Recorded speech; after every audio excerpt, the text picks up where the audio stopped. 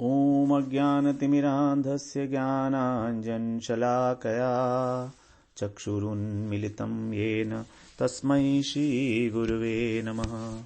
वाञ्छाकल्पतरुभ्यश्च कृपा सिन्धुभ्यैव च पतितानां पावनेभ्यो वैष्णवेभ्यो नमो नमः। नमो महावदन्याय कृष्णप्रेमप्रदायते कृष्णाय कृष्णचैतन्य नाम्ने गौरत्विषे नमः। हे कृष्ण करुणा सिन्धो दीनबन्धो जगत्पते गोपेश गोपिका कांत राधा कांत नमोस्तुते। तप्त कांचन गौरांगी राधे वृंदावनेश्वरी वृषभानुसुते देवी प्रणमामि हरिप्रिये। वृंदायै तुलसीदेव्यै प्रियायै केशवस्य च कृष्ण भक्ति प्रदे देवी सत्यवत्यै नमो नमः। श्री कृष्ण चैतन्य प्रभो नित्यानंद श्री अद्वैत गदाधर शिवासादि गौर भक्त वृंद। हरे कृष्ण कृष्ण कृष्ण हरे हरे हरे राम राम राम हरे हरे। हरे कृष्णा। सर्वप्रथम मैं अपने गुरुपाद पद ओम विष्णुपाद अष्टोत्तर शत श्री श्रीमद् भक्तिवेदांत माधव गोस्वामी महाराज के चरण कमलों में दंडवत प्रणाम ज्ञापन करता हूं। हम लोग श्रीमद् भगवद गीता में नवम अध्याय का पंचम प्रकरण जो शरणागति प्रकरण है उसका श्रवण कर रहे हैं। तो आज हम लोग इसका 28वां श्लोक श्रवण करेंगे। पहले दो श्लोकों में 26वें श्लोक और 27वें श्लोक में भगवान ने पदार्थों को और कर्मों को क्रियाओं को समर्पण करने की बात की। पत्रम पुष्पम फलम तोयम ये सब पदार्थ हैं जिसको भगवान ने कहा कि मुझको प्रेम पूर्वक तुम प्रयच्छति मुझको दो, मुझको समर्पित करो। और 27वें श्लोक में बोला यत करोषि यदर्शनासी तत्कुरुष्व मदर्पणम जो कुछ भी करते हो वो सब मुझे दो। तो इस प्रकार से पदार्थ और क्रियाओं का समर्पण भगवान के लिए दोनों का ही, क्योंकि ये दोनों ही हमारे बंधन के कारण हैं। या तो हम पदार्थों के अंदर फंसे हैं और या कर्मों के अंदर क्रियाओं के अंदर फंसे हैं। पदार्थ में फंसने का मतलब है कि ये पदार्थ का मैं भोग करूंगा और क्रियाओं में फंसने का मतलब है कि ये कार्य मैंने किया है। कर्तापन और भोक्तापन यही है हमारा फंसने का कारण इस संसार में। अब भगवान देखिए किस प्रकार से हमें इन दोनों चीजों से निकाल रहे हैं और बताया भी नहीं कि निकाल रहे हैं, केवल कहा समर्पित कर दो, बस तुम अपने आप निकल जाओगे। पहले तो भगवान कह आए हैं जो अहंकार विमूढ़ आत्मा कर्ता हमिति मन्यते, जो अपने को कर्ता मानता है वो मूढ़ है, विमूढ़ है। अहम ही सर्वे ज्ञाना भोक्ता च प्रभुरेव च, भोक्ता भी मैं हूं कह आए हैं पहले, है ना। लेकिन यहां पर ये नहीं कह रहे तुम अपना कर्तापन छोड़ो और भोक्तापन छोड़ो, बल्कि ये कह रहे हैं कि तुम मुझे समर्पित कर दो। तो जब समर्पित कर देंगे तो खत्म हो ही गया अपने आप ऑटोमेटिकली। क्योंकि हमारे को कई बार डायरेक्ट बात समझ में नहीं आती ना। एक बच्चा है मान लीजिए, तो उसको ये कहा जाए कि तू वहां पर मत जाना तो वहां जाएगा। लेकिन यदि उससे ये कहो कि तू मेरे पास आ जाए इधर, तो वो मेरे पास आ जाएगा। तो जब मेरे पास आ गया तो वहां जाना छूट गया। Very simple. जब बच्चा मेरे पास आ गया, मैंने उसको कि खिलौना दिया तो मेरे पास आ गया, तो अब उसका वहां जाना जहां मैं मना कर रहा था जाने के लिए वो छूट गया। अब यदि हम उससे कहते कि तू वहां मत जाना तो वो जरूर जाता वहां पर। तो भगवान जानते हैं कि हमारी जो बुद्धि है वो बिल्कुल बच्चे वाली बुद्धि है, इसलिए वो कह रहे हैं तू मुझे समर्पित कर दे, तो फिर जो कुछ भी होगा उसका कर्ता और भोक्ता मैं ही हूंगा, तेरे को बंधन नहीं लगेगा। तो इसी बात को यहां पर अब 28वें श्लोक में कह रहे हैं भगवान।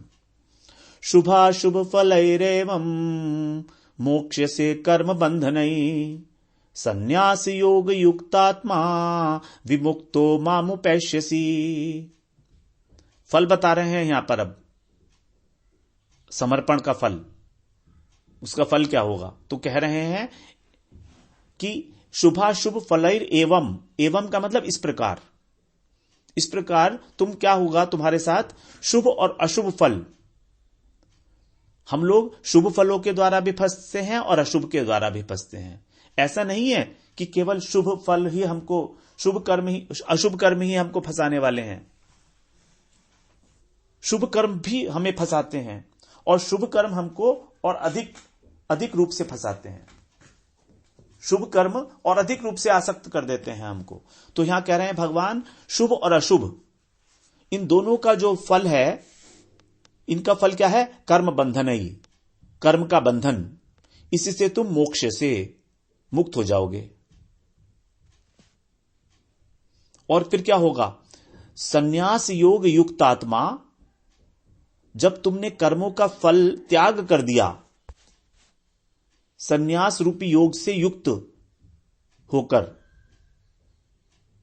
संन्यास रूपी योग से युक्त होकर, युक्त आत्मा, आत्मा का अर्थ है यहां पर चित्त। तो जब तुम्हारे चित्त ने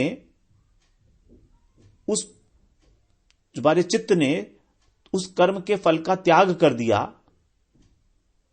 तो तुम क्या होगा? विमुक्तो, विशेष रूप से मुक्त होगे। पहली लाइन में तो कहा मोक्ष से, सामान्य रूप से तुम मुक्त हो जाओगे कर्म बंधन से। लेकिन जब तुम कर्म के फल का भी त्याग कर रहे हो, संन्यास योग रूपी जो कर्म फल है, तब क्या होगा? विशेष रूप से मुक्त होगे और तुम मामू पैश्यसी, मुझे प्राप्त करोगे। यानी तुम जो मुझे प्राप्त करोगे वो मुक्त विशिष्ट रूप से प्राप्त करोगे, केवल मुक्त होके नहीं। एक तो है केवल मुक्ति जो वन साइडेड है, इसमें भगवत प्राप्ति नहीं है। लेकिन एक है विशेष मुक्ति जिसमें भगवान की सेवा प्राप्ति है। तो ये भगवान इसलिए यहां पर एक ही श्लोक के अंदर दो बात कह रहे हैं, मोक्ष से और विमुक्तो। ऐसा ये एक ही श्लोक के अंदर है केवल कि मुक्ति की बात दो बार की गई। कर्म बंधन से मुक्त होना केवल मुक्त होना है, अर्थात आत्यंतिक दुख की निवृत्ति। और भगवान के साथ युक्त हो जाना, जुड़ जाना, यह दूसरी बात है। यह विशेष रूप से मुक्त होना है। इस बात को हमें अपने मन में बिठाना चाहिए, सोचना चाहिए।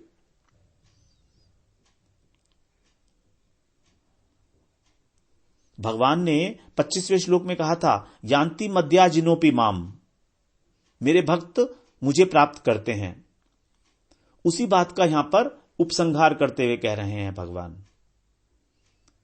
कि जब तू सभी पदार्थों का और सभी क्रियाओं का समर्पण करेगा तो तू कर्म बंधन से मुक्त हो जाएगा। और जब फल का समर्पण करेगा तब तू विशेष रूप से मुक्त हो जाएगा। दो बातें हैं, एक पदार्थ का और क्रिया का समर्पण। क्रिया का समर्पण मतलब कर्तापन का भाव। तो शुभाशुभ फल, क्योंकि कर्म दो प्रकार के होते हैं, शुभ या अशुभ। तो कर्म जब दो प्रकार के हैं तो कर्म के फल भी दो प्रकार के होंगे, या तो शुभ फल होगा या अशुभ फल होगा। अब शुभ फल क्या है? अनुकूल परिस्थिति। और अशुभ फल क्या है? प्रतिकूल परिस्थिति। जो कर्म है उसका जो उसका हमको फल मिलेगा किसी जन्म में, तो वो किस रूप में मिलेगा? अनुकूलता और प्रतिकूलता के रूप में मिलेगा। क्योंकि कर्म का फल परिस्थिति के रूप में सामने आता है हमारे। तो भगवान का जो भक्त है वो अनुकूल परिस्थिति में भी जो उसको भोग पदार्थ उपलब्ध हैं उनका स्वयं भोग नहीं करता, बल्कि भगवान की कृपा मानकर उनको भगवान को ही समर्पित करता है। उनको भगवान को समर्पित करके भगवान की सेवा करता है। यही है शुभ कर्म फल का अर्पण। अगर हमें अनुकूल परिस्थिति मिली तो हमें उसके अंदर हर्षित नहीं होना। यदि हम उसमें खुश हो गए, आनंद मनाने लगे, एंटरटेन करने लगे, मनोरंजन करने लगे, तो ये उसका भोग हो गया अनुकूल परिस्थिति का। तब फिर वो भगवान को समर्पण नहीं है। तो कई बार ऐसा होता है कि हम लोग जब किसी चीज में सक्सेस मिल जाती है हमको किसी कार्य के अंदर, तो हम लोग क्या करते हैं, पार्टी करते हैं। ये ठीक नहीं है। यदि किसी चीज में कोई सफलता मिली है तो सबसे पहले उस सफलता का जो फल है, जो श्रेय है, भगवान को देना है, भगवान को समर्पित करना है, भगवान को भोग लगाना है। भगवान को भोग लगाने के बाद जो उसका अवशिष्ट है उसको हमें ग्रहण करना है। यदि हम अपने आप से ही उस अनुकूलता का भोग करने लगे, उस सफलता का, सक्सेस का भोग करने लगे, तो ये समर्पण नहीं है। और दूसरी बात भगवान कह रहे हैं अशुभ फल। तो जो भगवान का भक्त है वैसे तो उससे कोई प्रकार का अशुभ होता ही नहीं है, वो किसी प्रकार का निषिद्ध आचरण करता ही नहीं है, तो अशुभ नहीं करता तो उसका अशुभ फल भी नहीं मिलता है उसको। लेकिन कदाचित यदि किसी पूर्व संस्कारवश अशुभ कर्म हो भी जाता है, अशुभ का मतलब यहां पर विकर्म, विकर्म का मतलब शास्त्र निषिद्ध आचरण, जिसका शास्त्रों में मना किया गया है। तो यदि भगवान के भक्त के द्वारा इस प्रकार का कोई निषिद्ध आचरण प्रारब्धवश हो भी जाता है, पूर्व जन्म की वासनाओं के द्वारा प्रेरित होकर उनसे या दुस्संग में, तो भगवान उसका स्वयं ध्यान रखते हैं। यह भगवान की प्रतिज्ञा है। 11वें स्कंध में 5वें अध्याय के 10वें श्लोक में बता रहे हैं, स्वपादमूलम भजतः प्रियस्य त्यक्त्यान्य भावस्य हरिः परेशः विकर्म यच्च उत्पतितं कथंचित् धुनोति सर्वं हृदि सन्निविष्टः धुनोति सर्वं हृदि सन्निविष्टः। स्वपादमूलम भजतः प्रियस्य, अर्थात जो प्रेमी भक्त अपने प्रियतम भगवान के चरण कमलों का अनन्य भाव से आश्रय लेता है। पाद मूलम, चरण कमल भगवान के, उनका भजन करता है, आश्रय लेता है। त्यक्त अन्य भावस्य, अन्य भावों को त्याग करके, अन्य भावों को, अन्य प्रकार की जो प्रवृत्तियां हैं उनको छोड़कर, अर्थात किसी भी देवी देवता के प्रति जो उसका कोई वो है आदर बुद्धि है, वो भाव आदर बुद्धि नहीं कहेंगे, पूजा करने की जो इच्छा है, उनका आश्रय लेने की जो इच्छा है, उसको छोड़कर, अनाश्रित है कर्मफलम, कर्म का आश्रय भी छोड़कर, त्यक्त अन्य भावस्य, भगवान के अतिरिक्त अन्य किसी का भी आश्रय लिए बिना उसको छोड़कर अनन्य भाव से,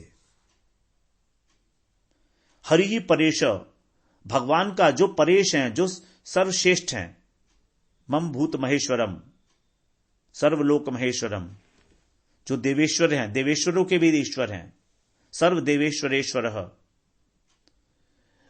उसके द्वारा यदि विकर्म यच्च उत्पतितम कथंचित, यदि किसी कारणवश उससे विकर्म हो भी जाता है, पाप कर्म हो भी जाता है, यद्यपि तो होते ही नहीं है, लेकिन यदि हो भी जाए तो क्या होता है, परम पुरुष भगवान स्वयं श्री हरि उसके हृदय में बैठकर हृदय सन्निविष्ट सब कुछ धो देते हैं और उसके हृदय को शुद्ध कर देते हैं। करभाजन ऋषि कह रहे हैं ये भी राजा निमि से, और नारद जी कह रहे हैं वसुदेव जी से। वसुदेव जी कौन है? भगवान के पिता। द्वारका में जब नारद जी वसुदेव जी को उपदेश दे रहे थे तो उन्होंने निमि और नवयोगेंद्र संवाद सुनाया था उनको, तो उसी के अंदर ये बात आई है। तो यद्यपि भक्तों के द्वारा कोई निषिद्ध कर्म नहीं होता, लेकिन यदि हो जाए तो भी भगवान ही अब उनकी जिम्मेदारी लेंगे। उसको दंड देना है, नहीं देना है, क्या करना है, वो सब भगवान की रिस्पॉन्सिबिलिटी है। यमराज उसे स्पष्ट नहीं कर सकते। अब वो यमराज के कोटे से बाहर चला गया है, उनके परव्यू में नहीं रहा वो। तो भगवान तो क्या करते हैं, अगर दंड देना भी होगा किसी कारणवश तो अपने आप देंगे, उन्हें जो भी देना होगा, लेकिन उसके अंदर पाप करने की जो प्रवृत्ति है उसका भी नाश कर देंगे। धुनोति सर्वम, सर्वम, सर्वम का मतलब है या पाप, पाप वासना और अविद्या, तीनों का नाश कर देंगे भगवान। क्योंकि जब भगवान कर रहे हैं तो केवल पाप तो नष्ट करेंगे नहीं उसके, भगवान तो उसकी जड़ ही काट देंगे। उस पाप करने की प्रवृत्ति को, पाप वासना को भी काट देंगे, और पाप वासना का जो कारण है अविद्या, उस अविद्या को भी नाश कर देंगे। लेकिन कंडीशन है भगवान की एकांतिक शरणागति, अनन्यता। अनन्यता के अंदर ही, अनन्यता का स्वाभाविक गुण है निरंतरता। तो जहां अनन्यता है वहीं निरंतरता है, और वहीं भगवान से मिलने के लिए व्याकुलता भी है। ये तीनों एक ही साथ हैं, अनन्यता, निरंतरता और व्याकुलता। व्याकुलता ही कुंजी है, व्याकुलता ही मेन है। भगवान से मिलने के लिए यदि व्याकुल हैं और निरंतर व्याकुल हैं तो फिर भगवान से मिलना होगा। भगवान उसी पर रीझते हैं जो भगवान के लिए रोता है। जो संसार के लिए रोता है उस पर भगवान नहीं रीझते हैं, और रीझेंगे भी क्यों। तो यही है भगवान के प्रति अनन्यता का भाव। तो हम लोग अनन्यता, निरंतरता और विकलता, व्याकुलता, ये सब एक ही बात है। व्याकुलता से ही अनन्यता बनेगी, व्याकुलता से ही निरंतरता बनेगी। तो भगवान के जो भक्त हैं उनको अनुकूल और प्रतिकूल परिस्थिति में भी सुख दुख का अनुभव नहीं होता। इसका कारण यही है कि वो भली प्रकार जानते हैं अच्छी तरह से कि जो कुछ भी हो रहा है उसके अपने कर्मों का फल है। जो कुछ भी हो रहा है उसमें भी वो भगवान की कृपा का अनुभव करता है और भगवान के प्रति शरणागत होता है।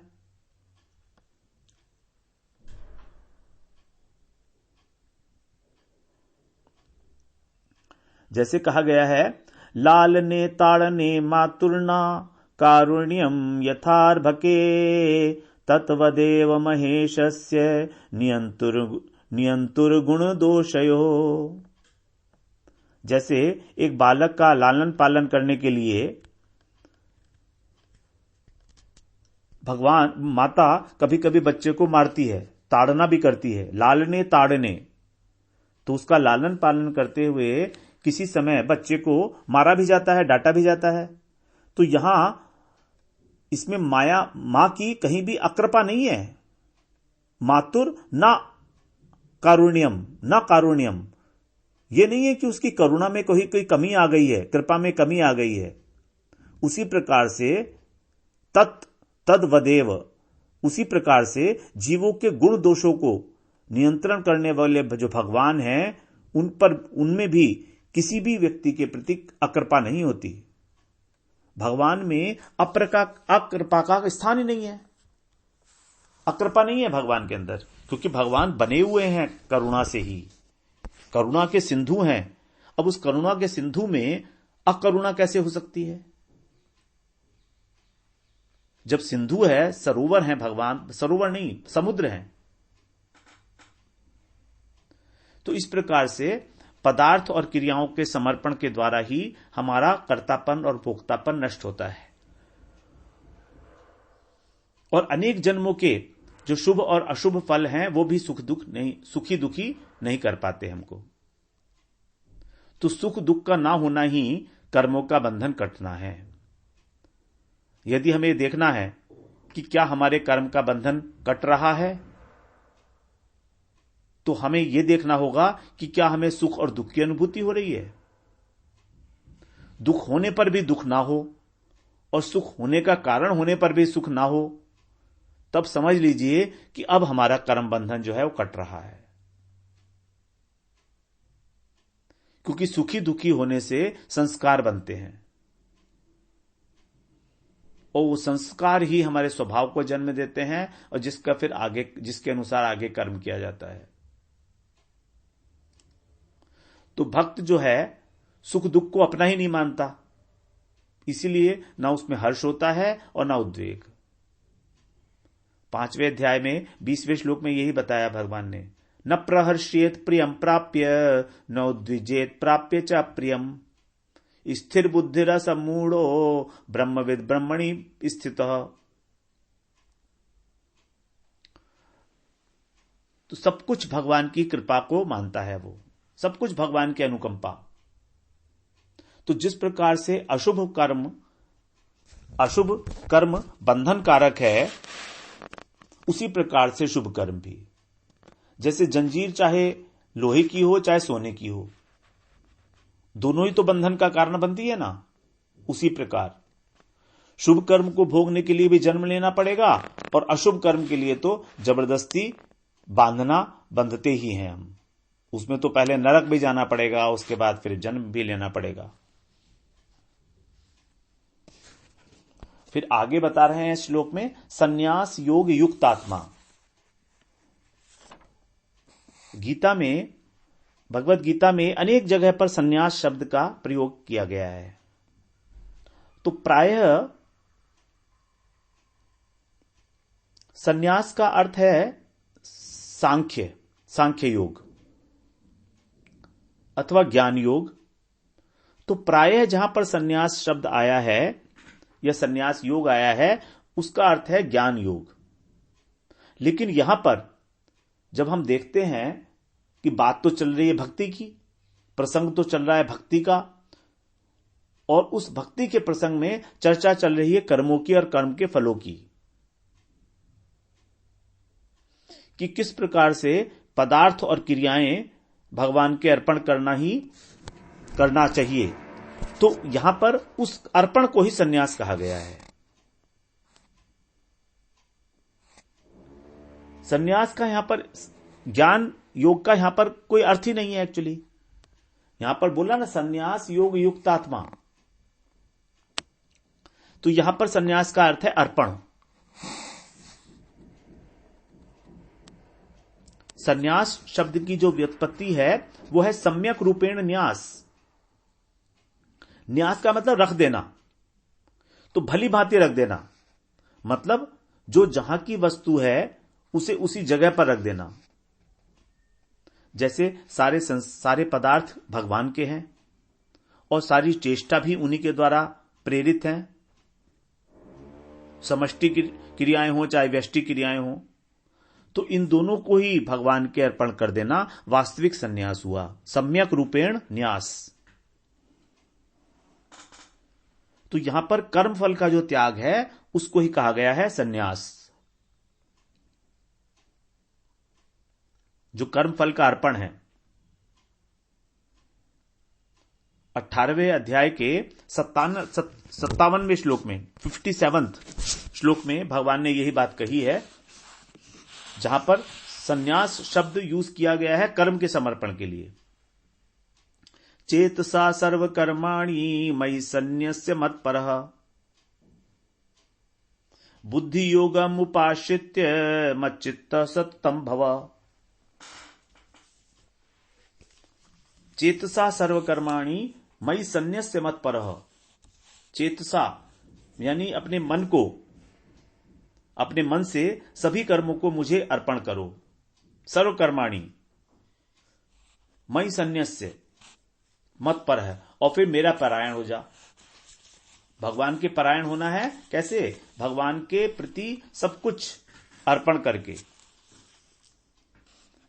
तो उस प्रकार से भगवान ने कहा था बुद्धि योगम उपाश्रित्य मच्चित्त सततं भव, तब तुम बुद्धि योग का आश्रय लेकर मुझ में चित्त वाले हो जाओगे। तो यहां पर सन्न्यस्य शब्द का अर्थ अर्पण ही है। इसके अतिरिक्त भी 3 अध्याय के 30वें श्लोक में भगवान ने जब कहा मयि सर्वाणि कर्माणि सन्न्यस्य अध्यात्म चेतसा, जो कर्मयोग का एक पारिभाषिक हमारा श्लोक था, जिसमें कर्मयोग की एक प्रकार से परिभाषा दी गई थी, मयि सर्वाणि कर्माणि सन्न्यस्य अध्यात्म चेतसा, 30वां श्लोक 3रे अध्याय का। तो वहां पर भी यही बात की कि सभी कर्मों को सन्न्यस्य मतलब मुझ में अर्पण कर। इसी प्रकार भक्ति के लिए भी संन्यास शब्द का उपयोग किया गया है, नैष्कर्म्य के लिए भी कहा गया है। नैष्कर्म्य सिद्धिम परमाम संन्यासेन अधिगच्छति। तो यहां पर जो नैष्कर्म्य बात है, ये नैष्कर्म्य सिद्धिम परमाम संन्यासेन अधिगच्छति, संन्यास योग के द्वारा तुमको परम नैष्कर्म्य सिद्धि की प्राप्ति होगी। तो नैष्कर्म्य शब्द जनरली ज्ञान योग के अंदर प्रयोग किया जाता है, प्रायः ज्ञान योग में प्रयोग किया जाता है नैष्कर्म्य शब्द। लेकिन नैष्कर्म्य शब्द को भक्ति के लिए भी प्रयोग किया गया है। गोपाल तापनी उपनिषद में नैष्कर्म्य शब्द की परिभाषा दी है, भक्तिरस्य भजनम तद इह अमुत्रोपाधि नैरास्येन आयुष्मन्यमन है कल्पनम एतदेव नैष्कर्म्यम। वहां कह रहे हैं श्री कृष्ण का भजन ही भक्ति है, भक्ति रस्य भजनम। और इस भक्ति से लौकिक और पारलौकिक उपाधि, तद इह अमुत्र उपाधि नैरास्येन, तो इन उपाधियों से रहित होकर केवल भजन में मन लगाना ही नैष्कर्म्य है। कल्पनम एततेव नैष्कर्म्यम, अर्थात फल की कामना से रहित होकर भजन में, भक्ति में मन के लगने को नैष्कर्म्य कहा गया है वहां पर। तो इस प्रकार से संन्यास शब्द का अर्थ हमेशा हमको वही नहीं लेना है जो उसका जनरली अर्थ किया जाता है। तो यहां पर संन्यास शब्द का अर्थ है संन्यास योग युक्तात्मा, मतलब कर्मों का संन्यास, कर्म के फल का संन्यास। और ऐसा जिसका अंतःकरण है आत्मा, ऐसा जिसका चित्त है, तो इस प्रकार के योग से जो युक्त है वे ही है संन्यास योग युक्त आत्मा। और इसका फल क्या है फिर? विमुक्तो, केवल मुक्ति नहीं, विमुक्त, मुक्त पुरुषों में भी विशिष्ट साक्षात सेवा भगवान की। करोड़ों और मुक्तों के अंदर और सिद्धों में भी जो नारायण के भक्त हैं वे अत्यंत दुर्लभ हैं, नारायण के भक्त। क्योंकि कृष्ण भक्त को छोड़कर सभी अशांत हैं, भुक्ति मुक्ति कामी सकल अशांत। इसलिए मुक्ति की अपेक्षा भक्ति का उत्कृष्ट है। भगवान ने कहा है मुक्तिम ददाति करहिचित स्मन भक्ति योगम। मुक्ति तो प्रदान कर देते हैं लेकिन भक्ति नहीं देते भगवान। तो इसलिए यहां पर कहा गया मुक्तो मामु पैश्यसी। उपैश्यसी माने मेरी निकटता को प्राप्त करते हैं। तो केवल भगवान के भक्त जो हैं वही भगवान के निकट रह सकते हैं और वही उनकी साक्षात सेवा कर सकते हैं। तो इस प्रकार इस श्लोक में भगवान ने जो प्रधानीभूता भक्ति उसका उपसंहार करते हुए बताया कि जो इसका आश्रय लेता है और सभी क्रियाओं को, पदार्थों को भगवान के अर्पण करता है, उसका चित्त शुद्ध हो जाता है और फिर वो शुभ अशुभ कर्मों से भी मुक्त होकर, जो मुक्त पुरुषों के लिए भी एक विशेष स्थान है। विशेष स्थान यहां किसकी बात कर रहे हैं? संकेत किसका है यहां पर? वैकुंठ का। क्योंकि वैकुंठ में भगवान की सेवा है, तो वैकुंठ लोक में भी, तो वहां पर वो भगवान की सेवा में नियुक्त होता है। विमुक्तो मामु पैश्यसी, मुझको प्राप्त करके। जो 4 प्रकार की वैकुंठीय मुक्ति है उसके अंदर भी जो सामीप्य है, सामीप्य मुक्ति जो है वो सेवा उत्तरा, उसमें सेवा की प्रधानता है, भगवत सेवा की। तो इसी के लिए यहां पर संकेत किया गया है इस श्लोक के अंदर, मामु पैश्यसी कह के। उप शब्द आया ना, उप का मतलब है निकट, तो निकट का मतलब सामीप्य। तो इस प्रकार हम लोगों ने श्रवण किया 28वें श्लोक को। भगवान ने यहां पर जो अर्पण है, पदार्थ और क्रियाओं का अर्पण, उसका फल बताया।